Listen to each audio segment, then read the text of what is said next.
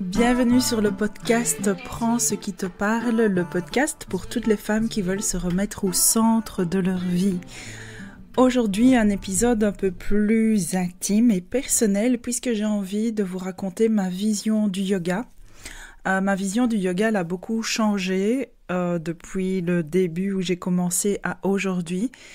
Et je trouve que je vous dois cet épisode, surtout pour les personnes qui viennent à mes cours, qui me suivent ou simplement qui s'intéressent au yoga que je propose.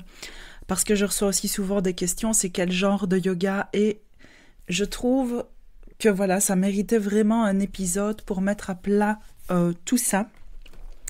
Et donc c'est parti, je vais vous raconter un petit peu tout ceci. Parce que le yoga, quand je me suis mise dedans, je m'y suis mise à 100%. Et ça a été à la fois une voie de guérison pour moi, mais à un moment donné, je suis tombée aussi dans des formes de dérive. En tout cas, j'ai été témoin de formes de dérive. Ça m'a aussi énormément perturbée. Et au final, je pense que j'ai réussi à trouver mon style à moi, à réaligner tout ça, à remettre de la conscience sur ce que je voulais vraiment partager. Et j'ai envie de vous partager un peu tout ce parcours, tout ce processus.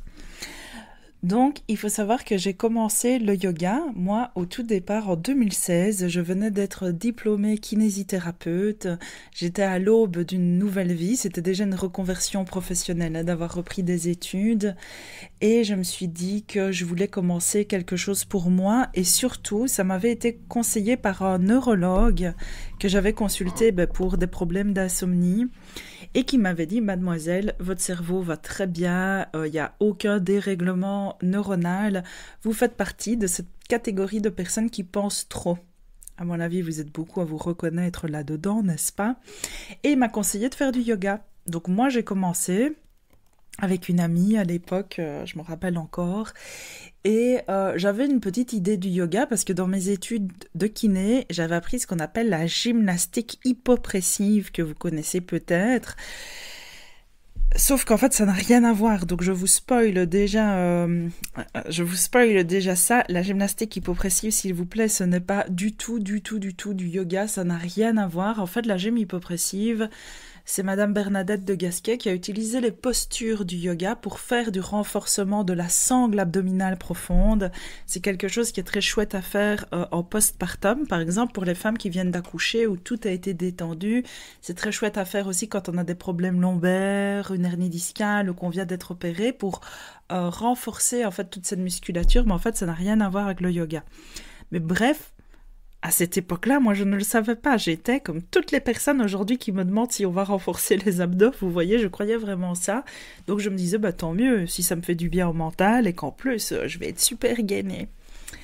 Et donc, j'arrive au premier cours de yoga de toute ma vie. Donc, un vrai cours de yoga. Hein. Donc, pour le coup, c'était pas du renforcement, c'était du vrai yoga, quoi. J'ai envie de le dire comme ça, en tout cas. Même si vous verrez qu'après, je vais remettre en question c'est quoi le fameux vrai yoga. Mais en tout cas, c'était un yoga dans cet esprit-là, plus de retour à soi. Et en fait, ce qui s'est passé pendant la séance, donc les postures en elles-mêmes, je les connaissais, je les avais déjà faites, mais je les avais faites dans des locaux où on étudie la kiné, la lumière à fond, on rigole, on parle tous en même temps. Là, c'était pas du tout la même chose. On était dans une ambiance tamisée, petite bougie, petite musique de fond, petite odeur d'encens. Et il y avait vraiment ce truc où on ferme les yeux entre les postures pour ressentir ce qui se passe dans le corps. Et les mouvements, on les fait pas du tout en serrant notre périnée ni en rentrant le ventre sur l'expire, non. On les fait sur une respiration qui s'allonge, une respiration qui commence à prendre de la place à l'intérieur de soi. On bouge en conscience, on rythme de la respiration de façon lente. Et en fait, je sais pas vous expliquer ce qui s'est passé dans ce cours-là. C'est que je me suis sentie énormément connectée à mes émotions. J'ai eu l'impression que tout ce que j'enfouillais à l'intérieur de moi depuis de nombreuses années, que je commençais à avoir accès à ça. J'ai vraiment senti des émotions. Et je pense que j'ai quand même compris, je ne me suis pas posé 1 million de questions de me dire c'est quoi ces émotions. J'ai bien compris que c'était tout ce que j'avais gardé en moi, qui pouvaient sortir grâce à cette pratique. Donc j'ai trouvé ça absolument extraordinaire. Je me suis dit waouh, c'est vraiment ça que je veux faire. J'ai tout de suite accroché. Et de temps en temps, quand le prof donnait des petits trucs issus de la philosophie du yoga, des Yoga Sutras par exemple, il disait des petits mots en sanskrit et puis il expliquait ce que ça voulait dire. Et ça faisait écho à l'intérieur de moi. Pour moi, c'était clair comme de l'eau de roche. C'était comme si c'était des choses que je savais déjà et que tout à coup, ça venait être réveillé avec cette parole. Et ça me paraissait faire tellement de sens. Donc moi, j'ai vraiment adoré cette approche du yoga. Et ça, je vais vous le dire, c'était oui voilà du Vini Yoga, donc c'est-à-dire que en tout cas à cette époque-là, ce qui avait été mis en avant et qui me parlait, qui me touchait beaucoup, c'est que c'est un yoga qui est là pour s'adapter à la personne et pas l'inverse. Donc on est loin, très loin de l'idée d'une performance physique, de stretching ou de forcer pour s'assouplir. Au contraire, on respecte les contraintes et les limitations de la personne en mettant en place des compensations pour aider la personne à aller dans la posture, même si elle a des douleurs, même si elle a des raideurs, vous voyez, pour qu'elle puisse ressentir les effets de la pratique de yoga, tout en respectant son corps. Donc moi, ça me parlait énormément. Et j'ai directement décidé de me lancer dans une formation parce que ça me parlait trop, je voulais pas garder ça que pour moi, ça faisait du sens dans mon métier. Je me suis dit, finalement, le métier de kiné, dans la pratique, il correspondait pas vraiment à ce que je m'attendais par rapport à tout ce que j'avais étudié. Et moi, c'était ça que je voulais, c'était vraiment comprendre la personne d'une façon bien plus holistique et pouvoir agir, pas que sur une douleur ciblée, mais vraiment pouvoir aider la personne à se reconnecter à elle, à ses émotions, à son bien-être et aussi à équilibrer son système nerveux. Parce que autant je fais pas partie des personnes qui disent que tout a une origine émotionnelle, non, on a des douleurs qui sont d'origine mécanique aussi, mais par contre je suis vraiment d'avis que c'est très dur de guérir de quoi que ce soit. Ici je parle vraiment du corps, des tendinites, des douleurs, de tout ce que vous voulez. C'est difficile de guérir quand notre corps il est en mode alerte, en mode survie, fuite, combat, vous voyez. Donc la régulation du système nerveux, elle est tellement importante et ça, je le retrouvais dans la pratique du yoga. Et je suis d'avis aussi que c'est difficile de guérir de quoi que ce soit si on n'est pas épanoui. En fait, vous voyez, je sentais tellement ce truc-là à travers le yoga, dans le fait que ça faisait circuler les choses à l'intérieur de moi et que ça me permettait de me libérer. Donc je me suis immédiatement lancée dans la formation de prof de yoga. Et très vite, en me formant en tant que prof de yoga, on a reçu des propositions à faire une formation de yoga thérapeutique. Donc évidemment que j'ai signé à deux mains et ça paraissait, l'enseignement en lui-même faisait énormément de sens pour moi. Et au début, intégrer ce monde-là, ça m'a paru être quelque chose de vraiment merveilleux, magnifique. J'avais l'impression, comme je vous dis, qu'il y a plein de choses qui se réveillaient en moi, qui semblaient être comme des évidences. Et j'ai commencé à rencontrer des personnes qui étaient là comme des mentors, des gourous, mais que je pensais être dans le bon sens du terme. Je voyais ça comme des mentors, comme des personnes sages, en fait, qui me voyaient enfin telle que je suis vraiment, et qui m'accueillait, qui m'acceptait, qui me montrait le chemin, qui me mettait face à un miroir pour m'aider à avancer sur moi-même. Donc au début, vraiment j'y ai cru. Je me suis dit mais c'est ça, c'est vraiment le truc que j'attendais depuis toujours. Je me sens enfin à ma place, etc. Et peu à peu, les choses ont commencé à glisser subtilement.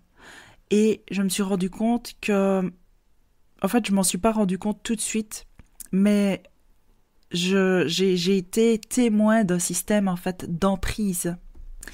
Et en fait, c'est très très difficile quand on est dans des systèmes d'emprise parce que vous voyez, ça ne commence jamais par la peur. Ça commence toujours par la fascination, par l'adoration, l'idolâtreté. Je ne sais pas si ça se dit, mais le fait d'idolâtrer des personnes. Et on se sent entendu, on se sent compris. Mais en fait, tout doucement, il y a une forme de... Les discours devenaient de plus en plus rigides, les vérités devenaient un peu de plus en plus radicales.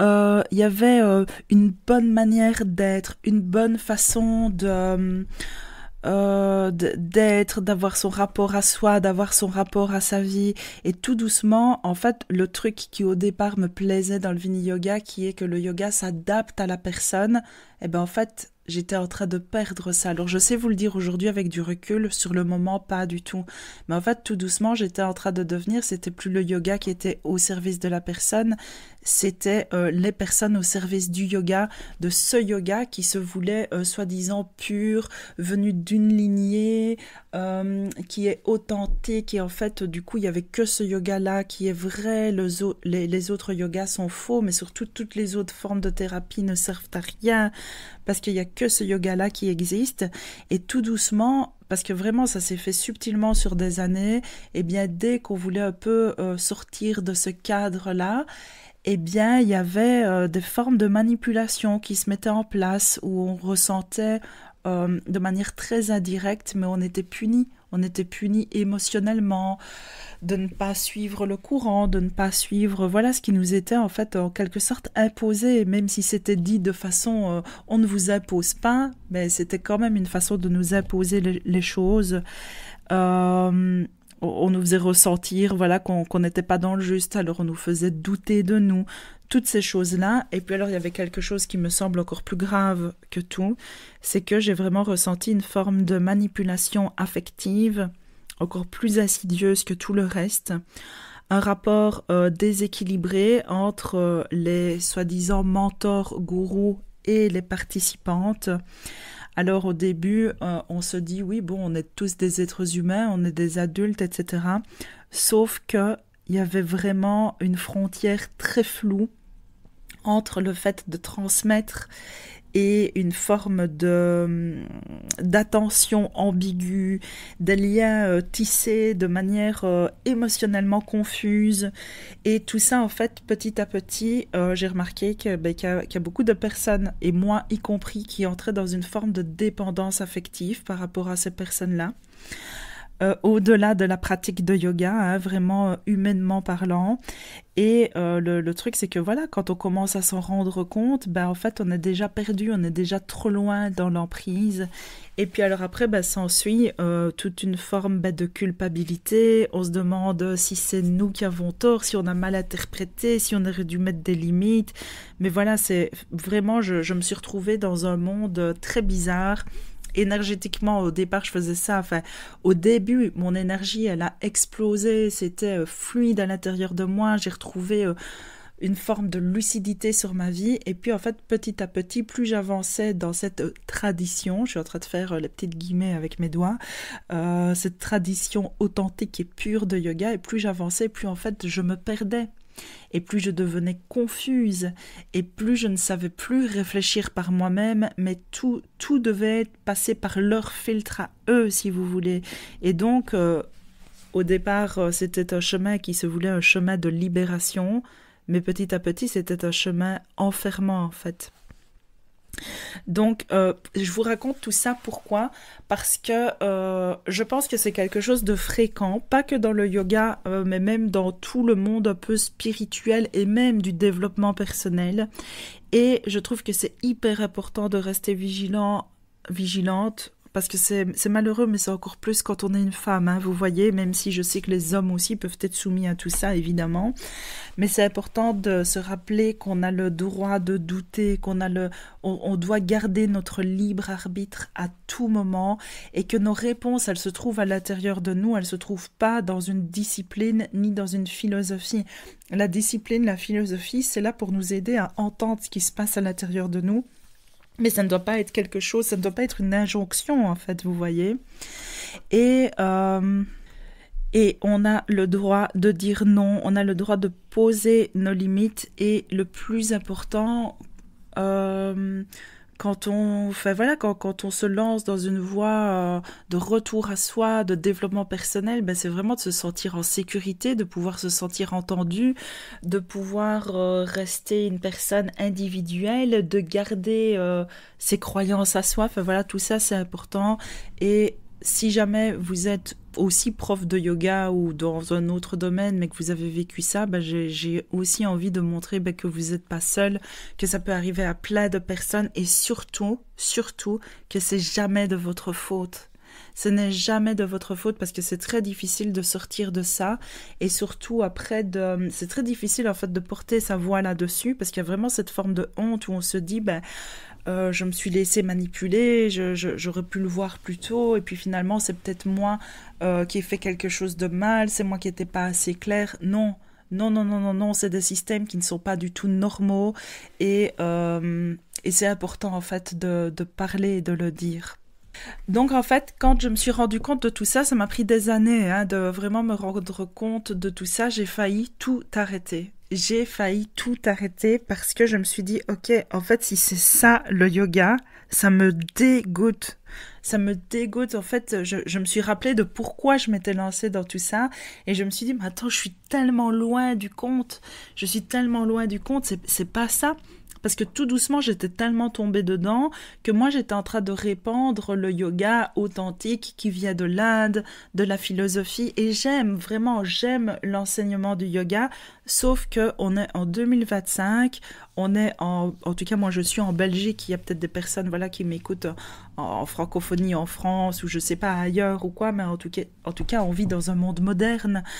On vit dans une époque, on vit dans un pays, et oui, la philosophie du yoga, elle est merveilleuse, mais en même temps, elle est là pour nous servir dans notre vie et nous aider à être nous, en fait, tout simplement. Ça ne doit pas devenir une injonction spirituelle à suivre à la lettre, et que si on ne fait pas, mon Dieu, on est quelqu'un, qu'on va rater sa vie, quoi. Vous voyez ce que je veux dire?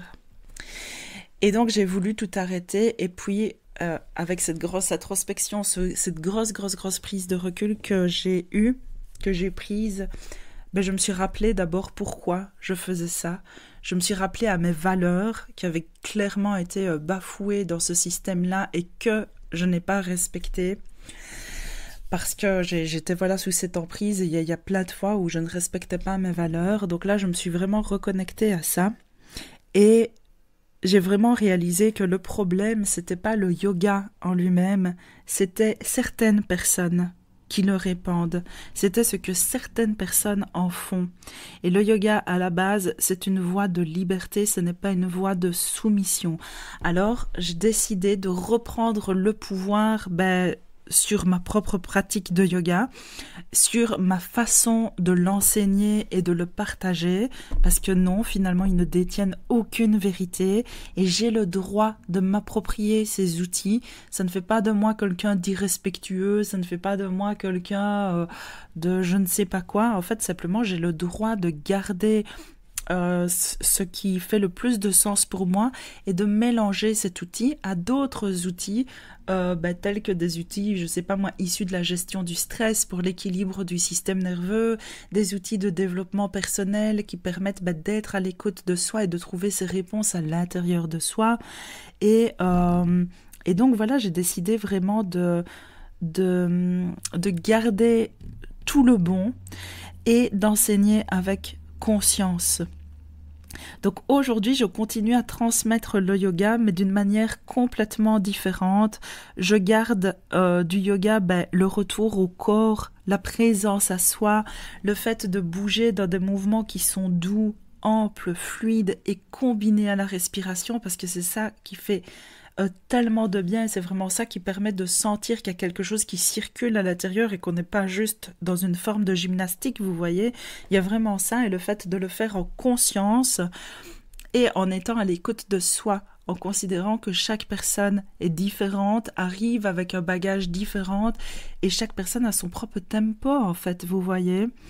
Et donc, moi, je vois vraiment aujourd'hui le yoga comme un espace qu'on s'offre à soi. C'est un moment où on ralentit, on revient à l'intérieur de soi et on sent ce qui se vit, ce qui se ressent, dans ce qui est bon et juste pour soi aujourd'hui. en fait, tout simplement. Donc c'est pas non plus du fitness, ça je tiens à le préciser que j'ai pas du tout envie d'utiliser le yoga comme un système de renforcement tel que je le pensais au tout début avec la gym hypopressive. Ben non, j'ai bien remarqué que c'était bien plus profond que ça. Par contre, je veux absolument sortir des dogmes et de cette forme d'emprise, parce que à la base, mes valeurs, c'est la liberté, l'intégrité, la bienveillance. Donc voilà, c'est vraiment ça que je veux partager. Alors je combine aussi le yoga aujourd'hui, je le combine, ben voilà, comme je vous l'ai dit, avec toutes mes connaissances sur le système nerveux, pour que chaque personne puisse apprendre en fait à se réguler, à sortir du stress chronique, à sortir du mode survie et à retrouver de la sécurité et du calme intérieur. Parce que c'est hyper important, surtout dans les vies qu'on mène, et vraiment sortir du truc du yoga où le yoga est magique et c'est grâce au yoga, truc magique du yoga. Ben non, en fait, ce qui fait que ça fait autant de bien, c'est parce qu'on respire et qu'on bouge doucement et qu'on le fait en conscience et en respectant nos limites. Et ça apaise notre système nerveux, ça permet de passer du mode sympathique, action, fuite, combat, au mode parasympathique, je me détends, je me repose, je me régénère, et c'est pour ça que ça fait du bien. Et c'est pas de la magie, vous voyez, même si voilà, il y a plein de choses à apprendre du yoga et c'est une pratique complète, ok, qui a traversé des milliers d'années, mais en attendant, on peut aussi l'expliquer aujourd'hui avec des choses bien plus modernes, vous voyez.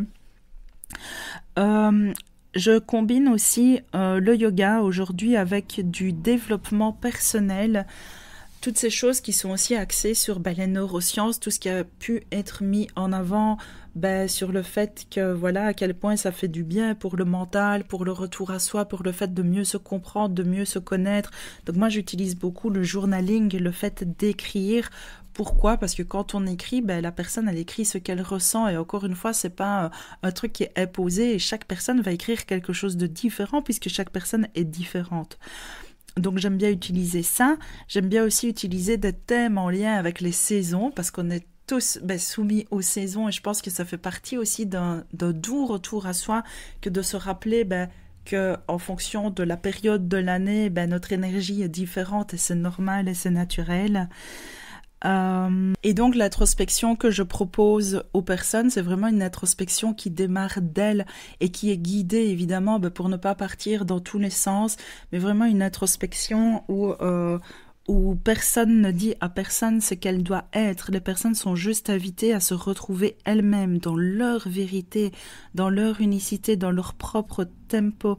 Et pour moi c'est ça la vraie transmission, c'est ça que moi j'ai envie de proposer. En tout cas, c'est vraiment de rendre à chacune l'accès à son propre chemin et surtout pas imposer quelque chose de tout fait. Donc voilà ce que je voulais vous dire aujourd'hui. Voilà un peu mon histoire résumée. Pour vous dire la vérité, c'est la 3e fois que je recommence l'épisode. Le premier, il faisait 1 heure. Le deuxième, il faisait 50 minutes. J'allais un peu trop loin dans les détails et c'est pas mon souhait non plus. Si jamais vous avez des doutes par rapport à quelqu'un, par rapport à ce que je vous ai raconté, que vous vous dites « Oui, j'allais justement me lancer dans une formation, j'ai pas envie de tomber dans des trucs comme ça. » Vous savez, vous mettez quelques mots-clés sur Internet, vous mettez le nom de la personne suivi des mots plainte, accusation, procès. Vous allez voir s'il y a des choses sur la personne. Et n'oubliez pas quelque chose, c'est que quand il y a des plaintes sur une personne, en général, franchement, ça doit être très très rare que ce ne soit pas fondé. En général, quand il y a des plaintes pour une personne, c'est pas pour rien, même si la personne est acquittée. Et voilà, ça me fait de la peine de me dire qu'il y a tellement de dérives en fait dans le monde, mais pas que du yoga, de la spiritualité, du développement personnel. Il y a tellement de dérives, il y a tellement d'abus, et ça finit par mettre un peu tout le monde dans le même sac. Ça finit par faire qu'on se méfie un peu de tout, et à juste titre vraiment. Et c'est aussi pour ça voilà, que je voulais vous faire cet épisode un peu plus transparent, pour vous expliquer mon point de vue. Peut-être que si vous m'aviez connu au tout début que je donnais du yoga, je chantais énormément de mantras, j'étais dans quelque chose je partageais beaucoup plus la philosophie du yoga, et j'aime toujours, mais j'ai juste envie de sortir de ça aujourd'hui et de revenir dans quelque chose où l'humain en fait est mis au centre, et pas le yoga mis au centre, vous voyez. Donc mon yoga, je le mélange avec d'autres choses dans le but simple d'accompagner les personnes à se recentrer sur elles. Voilà, c'est ça mon message en fait aujourd'hui. Et donc, voilà, si jamais ça vous parle, si vous aussi vous avez envie d'un espace pour vous, un espace où vous n'allez pas être jugé, un espace où vous avez le droit d'être vous-même, voilà, peu importe ce que vous mangez, peu importe ce que vous portez, peu importe vos habitudes de vie. Moi, je partage des choses, qui sont bonnes et saines pour la santé, mais chacun en fait ce qu'il veut, évidemment. Vous avez le droit d'avoir vos propres croyances, de garder votre libre arbitre, mais c'est surtout un moment, voilà, à s'offrir pour soi, pour être à l'écoute de soi et pour sortir de la roue du hamster dans laquelle on est quand on vit une vie qui va à toute allure ou qu'on donne toujours tout aux autres et qu'on a du mal à s'accorder du temps à soi-même.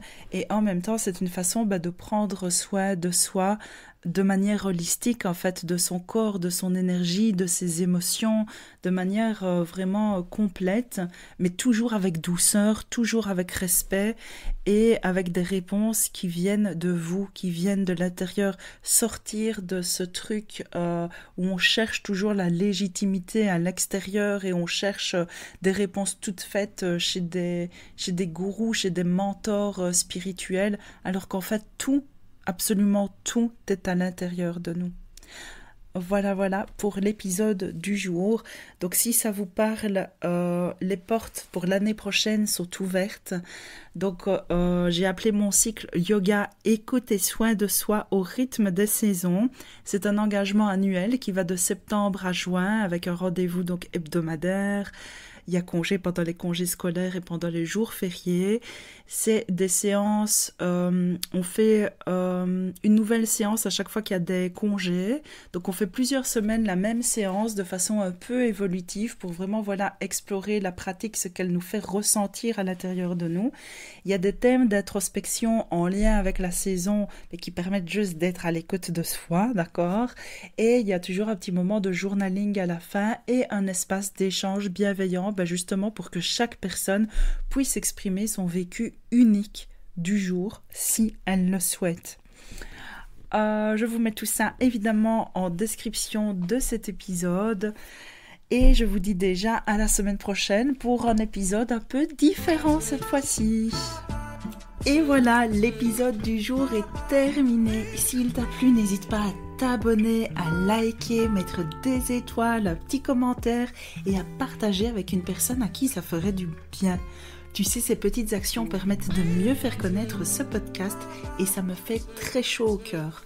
Alors je te dis déjà merci, à la semaine prochaine et d'ici là, on se retrouve sur Instagram. Bisous!